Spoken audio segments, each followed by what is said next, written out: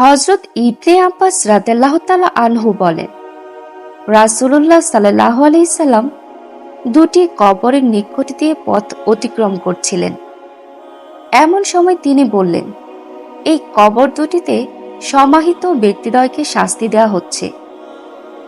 তাদেরকে বড় কোনো অপরাধের জন্য শাস্তি দেওয়া হচ্ছে না, বরং খুবই সাধারণ কাজের জন্য শাস্তি দেওয়া হচ্ছে। ইচ্ছা করলে তারা এই কাজ থেকে বেঁচে থাকতে পারত। কাজ দুটি হচ্ছে, একজন পেশাব করাকালে পর্দা করত না। আরেক বর্ণনায় আছে পেশাবের ছিটা হতে পবিত্র হতো না। আর দ্বিতীয়টি হচ্ছে কুটনামি ও চগলখড়ি করত। অতঃপর নবী করিম সাল্লাল্লাহু আলাইহি সাল্লাম একটি কাঁচা খেজুর ডাল আনিয়ে তা দুভাগ করে একটি করে সেই কবর দুটিতে পুঁতে রাখলেন।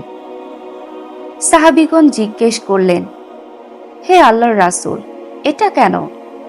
এতে কি ফায়দা হবে? তিনি বললেন, আমি আশা করি এই ডাল দুটি শুকানো পর্যন্ত তাদের শাস্তি কিছুটা হালকা করা হবে। এর ব্যাখ্যায় কোনো আলেম বলেছেন, তাজা ডালের আল্লাহ পাকের তাসবিহ পাঠের কারণে শাস্তি হ্রাস পাওয়ার আশায় তিনি এরূপ করেছেন। বুখারী মুসলিম। বুখারী শরীফে উদ্ধৃত এক হাদিসে রাসূলুল্লাহ সাল্লাল্লাহু আলাইহি সাল্লামের একটি স্বপ্নের বিবরণ বর্ণিত হয়েছে, যাতে কবর জগতের বিশেষ বিশেষ কিছু আযাবের কথা উল্লেখ করা হয়েছে। রাসূলুল্লাহ সাল্লাল্লাহু আলাইহি সাল্লাম বলেছেন, আমি আজ রাতে স্বপ্নে দেখেছি যে দুজন লোক আমার কাছে এসে আমার হাত ধরে এক পবিত্র ভূমির দিকে নিয়ে চলছে। এই অবস্থায় আমি দেখছি যে একজন লোক বসা রয়েছে, আর এক লোক লোহার এক চিমটা হাতে দাঁড়িয়ে আছে। সে ওই চিমটা দ্বারা বসা ব্যক্তির গলা হতে গুহদ্বার পর্যন্ত সমক্ষভাগে চিরছে। অতঃপর পেছন দিকে গলা হতে গুহদ্বার পর্যন্ত চিরছে। ইত্যাবসরে সম্মুখ দিকে চেরা ক্ষত ভালো হয়ে যাচ্ছে, তারপর আবার সম্মুখ দিক দিয়ে চিরছে। আমি জিজ্ঞেস করলাম, এ কি ব্যাপার? প্রত্যুত্তরে উভয়ে বললেন, সামনে চলুন।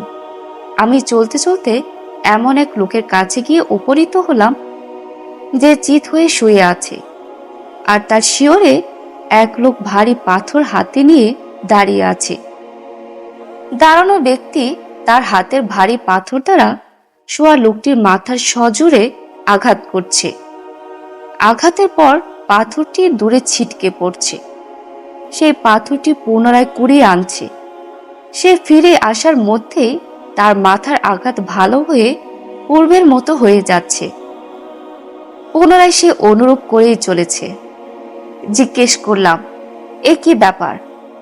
তারা উভয়ে বলল, সামনে চলুন। অতঃপর আমি চলতে চলতে একটি গর্তের কাছে পৌঁছালাম, যা দেখতে উনুনের মতো। এই গর্তের উপরিভাগ সরু, কিন্তু নিম্নভাগ প্রশস্ত। তাতে আগুন জ্বলছে এবং তার মধ্যে রয়েছে অনেক উলঙ্গ নারী পুরুষ। আগুন যখন জ্বলে উপরের দিকে উঠে, লোকগুলো সাথে সাথে উপরে উঠে আসে এবং বের হওয়ার উপক্রম করে। অতঃপর আগুন নিম্নদেশে যাওয়ার সাথে সাথে লোকগুলো গর্তের নিম্নদেশে চলে যায়। আমি জিজ্ঞেস করলাম, এ কি ঘটনা? তারা উভয় বলল, সামনে চলুন। আমি সামনে চলতে চলতে একটি রক্তের নহরের কাছে এসে উপনীত হলাম। দেখলাম নহরের মাঝখানে এক লোক দাঁড়ানো, আর নহরের তীরে দাঁড়ানো আরেক লোক, যার সম্মুখে রয়েছে অনেকগুলো পাথর খণ্ড। নহরের মাঝে দাঁড়ানো ব্যক্তি যখন তীরে উঠতে চায়, তখন তীরে অবস্থিত ব্যক্তি তার উপর পাথর নিক্ষেপ করে, ফলে সে তার পূর্বস্থানে যেতে বাধ্য হয়। আমি জিজ্ঞেস করলাম, এ কি হচ্ছে? তারা বলল, সামনে চলুন। এরপর আমি চলতে চলতে একটি সবুজ শ্যামল বাগানে গিয়ে উপনীত হলাম। সেই বাগানে রয়েছে বিরাট এক বৃক্ষ। সেই বৃক্ষের তলায় বসে আছেন এক বৃদ্ধ এবং অনেক শিশু। এই বৃক্ষের নিকটে বসে আছে আর এক লোক। যার সম্মুখে আগুন জ্বলছে এবং সে তাতে ফুঁক দিচ্ছে।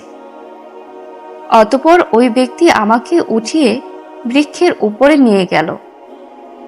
সেখানে গাছপালার মধ্যে একটি সুন্দর ঘর বিদ্যমান। এর চেয়ে সুন্দর ঘর ইতিপূর্বে আমি আর কখনো দেখিনি।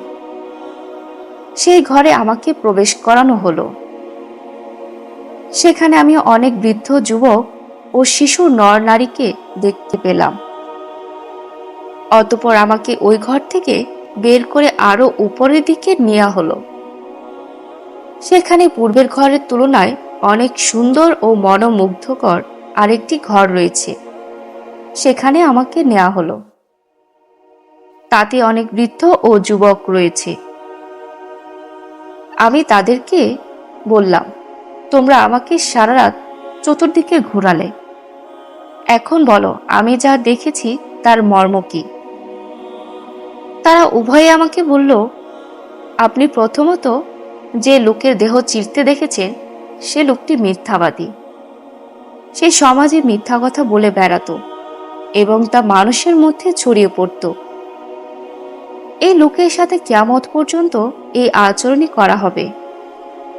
আর যার মাথায় আঘাত করতে দেখেছেন সে এমন এক লোক যাকে আল্লাহ তাআলা কোরআন শিক্ষা দিয়েছিলেন।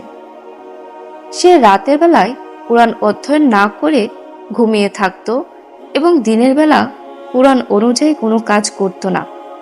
কিয়ামত পর্যন্ত তার সাথে এরূপ ব্যবহারই চলতে থাকবে। আর আগুনের গর্তে যেসব লোক দেখেছেন তারা ব্যভিচারী বা অবৈধ যৌনচারী। তারাও কিয়ামত পর্যন্ত এভাবে আগুনে গর্তে থাকবে। আর যাকে রক্তের নহরের মাঝে দেখেছেন সে সুদখোর। আর বৃক্ষের নিচে যে বৃদ্ধকে দেখেছেন তিনি হচ্ছেন হযরত ইব্রাহিম আলাইহিসসালাম। আর তার চতুর্দিকে যেসব শিশু দেখেছেন তারা হচ্ছে মানুষের মৃত নাবালক সন্তান। আর যাকে আগুন ফুঁকাতে দেখেছেন তিনি হচ্ছেন জাহান্নামের প্রধান কর্মকর্তা মালিক ফেরেশতা। আর প্রথম যে ঘরটিতে প্রবেশ করেছিলেন সেই ঘর হচ্ছে সাধারণ মুসলমানদের ঘর। আর দ্বিতীয় ঘরটি হচ্ছে যারা আল্লাহর পথে শহীদ হয়েছেন তাদের ঘর। আমি হচ্ছি জিবরাইল ফেরেশতা এবং এই হচ্ছে মিকাইল ফেরেশতা। অতঃপর আমাকে বলা হলো, মাথা ঊর্ধ্বে তুলুন। আমি মাথা ঊর্ধ্বে তুললে একখণ্ড সাদা মেঘ দেখতে পেলাম। বলা হলো, এই হচ্ছে আপনার ঘর। আমি বললাম, তোমরা আমাকে ছেড়ে দাও, আমি আমার ঘরে প্রবেশ করব। তারা বলল, এখনো আপনার জীবন পূর্ণ হয়নি, অবশিষ্ট রয়ে আছে। যদি পূর্ণ হতো তবে এখনই এই ঘরে প্রবেশ করতে পারতেন। মিশকাত। নবী রাসূলগণের স্বপ্ন হচ্ছে ওহী। এসব ঘটনা সবই সত্য। এই হাদিস দ্বারা কয়েকটি বিষয় অবগত হওয়া গেল। একটি হচ্ছে মিথ্যা কথার শাস্তি, দ্বিতীয়টি হচ্ছে আমলহীন আলেমের শাস্তি, তৃতীয় হচ্ছে জিনাকার ও ব্যভিচারীদের শাস্তি, চতুর্থ হচ্ছে সুদখোরের শাস্তি। হে আল্লাহ, সমস্ত মুসলমানকে এসব অশ্লীল গুনাহের কাছ থেকে বাঁচিয়ে রাখুন। হযরত আবু সাঈদ খুদরী রাদিয়াল্লাহু তাআলা আনহু বলেছেন, একদিন রাসূলুল্লাহ সাল্লাল্লাহু আলাইহি সাল্লাম ঘরের বাইরে গেলে কিছু লোককে দেখতে পেলেন যে তারা খুব জোরে হা হা করে হাসছে, যার কারণে তাদের দন্তরাজি বের হয়ে পড়ছে। তিনি তাদের লক্ষ্য করে বললেন, সাবধান, তোমরা যদি জীবন হরণকারী অর্থাৎ মৃত্যুর কথা অধিক পরিমাণে স্মরণ করতে তাহলে আমি তোমাদেরকে এই অবস্থায় দেখতাম না। সুতরাং তোমরা জীবন হরণকারী মৃত্যুর কথা অধিক পরিমাণে স্মরণ করবে। কেননা কবর প্রতিদিন বলে, আমি হচ্ছি বন্ধুহীন ব্যক্তির ঘর, আমি হচ্ছি একাকী থাকার ঘর, আমি মাটির ঘর, আমি পোকা মাকড়ের ঘর।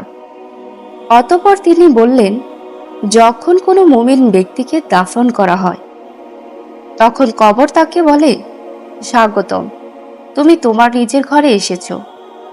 যারা আমার বুকের উপর চলাচল করে তাদের মধ্যে নিঃসন্দেহে তুমি আমার প্রিয় পাত্র। সুতরাং তোমাকে আমার কাছে সোপর্দ করা হয়েছে এবং তুমি আমার কাছে এসেছো।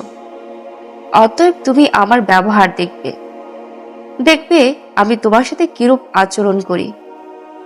এরপর মৃত ব্যক্তির দৃষ্টির শেষ সীমা পর্যন্ত কবর প্রশস্ত হয় এবং তার জন্য জান্নাতের দিকে একটি দরজা খুলে দেয়া হয়। আর কবরে যখন কোনো কাফের ও পাপাচারীকে দাফন করা হয়, তখন কবর তাকে বলে, তোমার আগমন খুবই খারাপ এবং তুমি খারাপ জায়গায় এসেছো। তুমি এখন জানবে আমার বুকের উপর চলাচলকারী সমস্ত লোকের মধ্যে তুমি ছিলে আমার কাছে কত ঘৃণিত। তোমাকে আজ আমার কাছে সুপর্দ করা হয়েছে এবং তুমি আজ আমার পূর্ণ নিয়ন্ত্রণে। আজ তুমি ভালোভাবে দেখবে আমি তোমার সাথে কিরূপ ব্যবহার করি। এরপর কবর তাকে এমন জোরে দুই দিক দিয়ে চাপ দেয়, যার ফলে তার ডান পাঁজরের হাড় বাম দিকে এবং বাম পাঁজরের হাড় ডান দিকে ঢুকে পড়ে। এই অবস্থাকে নবী করিম সাল্লাল্লাহু আলাইহি সাল্লাম এভাবে প্রকাশ করেছেন যে, তার মোবারক ডান হাতের আঙ্গুল সমূহ বাম হাতের আঙ্গুল সমূহের মধ্যে প্রবেশ করালেন। তিরমিজি মিশকাত